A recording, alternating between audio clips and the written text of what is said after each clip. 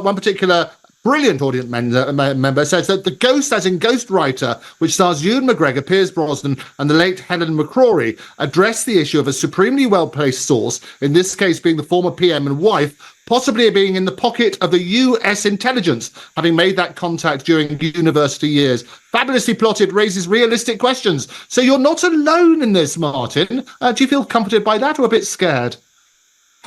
I don't know. I just, it seems obvious. It just seems so obvious when you look at his background. You know, he came from nowhere. He was a relatively obscure lawyer who was plucked from the legal profession to run the Crown Prosecution Service, which is one of the probably the most powerful jobs in the UK. I mean, to be the chief of the CPS makes you enormously powerful. You decide which cases get looked at, which cases get buried, who gets arrested, who goes to prison, who gets off scot-free. You know, I didn't even manage to weave in the word Freemasons into all that.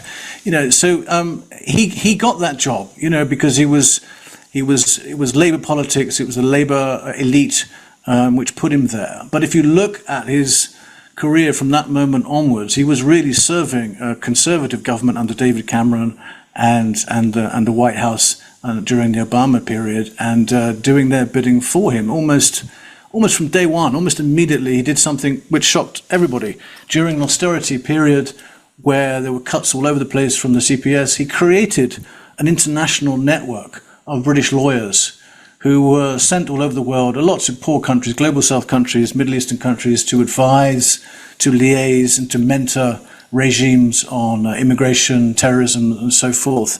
And I can't be the only skeptical journalist in his late 50s who looks at that and says, that's a spy network. Come on, grow up here. You know, what is it? What have you created here? This is, you know, and who came up with that idea? Does this man, you know, give you the impression that he's just bubbling with creativity? He's a lawyer, for God's sake. You know, he looks about as excited and sounds as exciting as a damp pile of towels, for God's sake. You know, he probably didn't come up with that idea. Probably the Americans came up with it. Probably he thought he would be the perfect person to shroud diplomacy in an espionage kind of cloak and get a new organization set up which could do all sorts of dirty tricks and dirty wars, renditions, you name it, you know, and no one would be any the wiser. So it's very, very suspicious for me that he came from this legal background, that he immediately ingratiated himself in the security services, both in London and Washington, created a network of so-called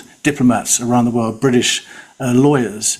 And I'm sure we're going to look at the record of what he did as well while he was in the head of the CPS, and it all just stinks. It all just reads like a John le Carré novel. Critically analyzing global affairs, the Muckrakers on today's News Talk, TNT.